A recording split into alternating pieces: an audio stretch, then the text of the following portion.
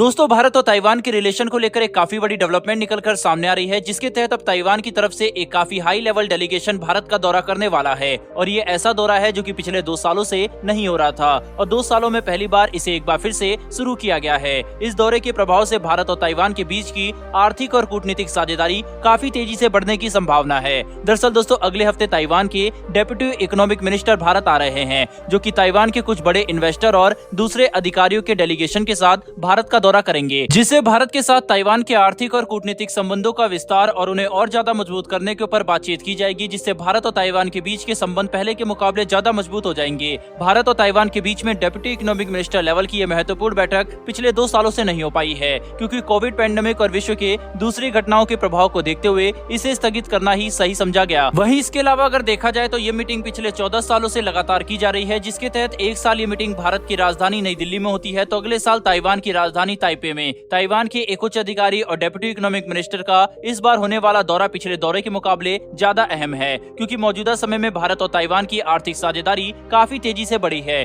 दोनों देश सेमीकंडक्टर के क्षेत्र में मिलकर काम कर रहे हैं और भारत ताइवान के साथ एक फ्री ट्रेड एग्रीमेंट को लेकर भी बातचीत कर रहा है, जो कि अगर पूरा हो जाता है तो ताइवान और भारत का बायलैटरल ट्रेड काफी तेजी से आगे बढ़ेगा। अंतर्राष्ट्रीय स्तर पर सेमीकंडक्टर के मामले में ताइवान कितना आगे है, इस बात से हर कोई वाकिफ है। इसीलिए भारत भी ताइवान के साथ सेमीकंडक्टर के क्षेत्र में साझेदारी करके हाई एंड सेमीकंडक्टर टेक्नोलॉजी को एब्जॉर्ब करना चाहता है, ताकि हम इन्हें भारत के अंदर ही मैन्युफैक्चर और विकसित कर सके, जिससे भारत अपनी जरूरत का 100% सेमीकंडक्टर भारत के अंदर ही स्वदेशी रूप से बना पाएगा और अंतर्राष्ट्रीय बाजार पर हमारी निर्भरता खत्म हो जाएगी। भारत के अंदर सेमीकंडक्टर मैन्युफैक्चरिंग फैसिलिटी और संबंधित शिक्षा संस्थानों को सेटअप करने के लिए ताइवान ने भारत के साथ मिलकर कई बिलियन डॉलर्स का निवेश किया है, जो कि भारतीय अर्थव्यवस्था के लिए भी काफी अच्छी खबर है। इसके अलावा अगर देखा जाए तो भारत की प्राइवेट कंपनियां भी ताइवान के साथ मिलकर सेमीकंडक्टर के क्षेत्र में साझेदारी के लिए काफी उत्सुक हैं और इस पर काफी तेजी से काम भी जारी है। वहीं ऐसे में जब भारत और ताइवान सेमीकंडक्टर और फ्री ट्रेड एग्रीमेंट को लेकर इतनी तेजी से काम कर रहे हैं, तो ताइवान के डेप्यूटी इकोनॉमिक मिनिस्टर और दूसरे हाई लेवल अधिकारियों का भारत दौरा काफी अहम बन जाता है, क्योंकि इसमें दोनों देशों के बीच में कोई महत्वपूर्ण करार या किसी महत्वपूर्ण क्षेत्र में साझेदारी बढ़ाने को लेकर बातचीत हो सकती है, जो कि भविष्य में भारत और ताइवान के संबंधों को मजबूत बनाने के लिए निर्णायक साबित हो सकता है।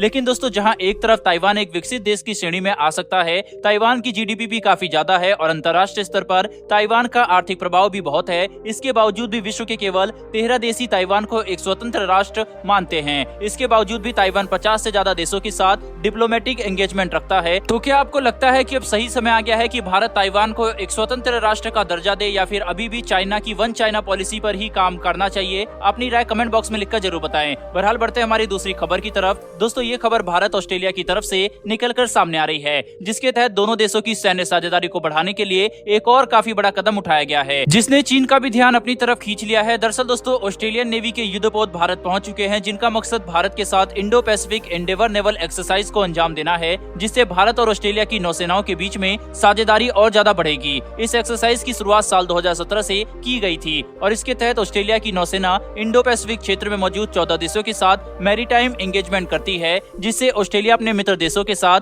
अपनी साझेदारी को बढ़ा सके। वहीं पर इस नौसैनिक एक्सरसाइज में ऑस्ट्रेलिया अपनी नौसेना के 5 युद्धपोत, 1800 जवान और 11 हेलीकॉप्टर को तैनात करता है, जो कि इंडो पैसिफिक के 14 देशों के साथ एंगेजमेंट करेंगे और जिससे अंतर्राष्ट्रीय स्तर पर एकजुटता का काफी बड़ा संदेश भेजा जाता है, जिसे चीन की तरफ एक काफी बड़ा निशाना माना जा सकता है। एक्सरसाइज इंडो पैसिफिक एंडेवर का एक और सबसे बड़ा मकसद ये है कि इससे इंडो पैसिफिक के क्षेत्र में शांति और संप्रभुता लाई जाए, जिससे कि हर देश अपना विकास आसानी से कर सके। चीन के खिलाफ इसे एक काफी बड़ा कदम माना जा सकता है, क्योंकि हम सभी जानते हैं कि भारत और ऑस्ट्रेलिया क्वाड के सदस्य हैं और चीन की हरकतों को काउंटर करने के लिए एक दूसरे के साथ मिलकर काम करते हैं। ऐसे में ऑस्ट्रेलिया की नौसेना के युद्धपोत और इतने बड़े दस्ते का भारत आना चीन का ध्यान खींच रहा है। भारत और ऑस्ट्रेलिया यहीं पर नहीं रुकने वाली, बल्कि अपनी सैन्य साझेदारी को और ज्यादा तेजी से आगे बढ़ाएंगे, जिससे कि दोनों देश अपनी सुरक्षा को गारंटी कर सके और इस क्षेत्र में शांति को बनाकर रख पाए। बहरहाल दोस्तों, इस वीडियो में इतना ही। इस पर आपकी क्या राय है, कमेंट बॉक्स में लिखकर जरूर बताएगा। अगर आपको ये इन्फॉर्मेशन और वीडियो पसंद आई हो तो वीडियो को लाइक करके हमारी आने वाली ऐसी वीडियो के लिए चैनल को सब्सक्राइब कर बेल नोटिफिकेशन अवश्य दबा ले।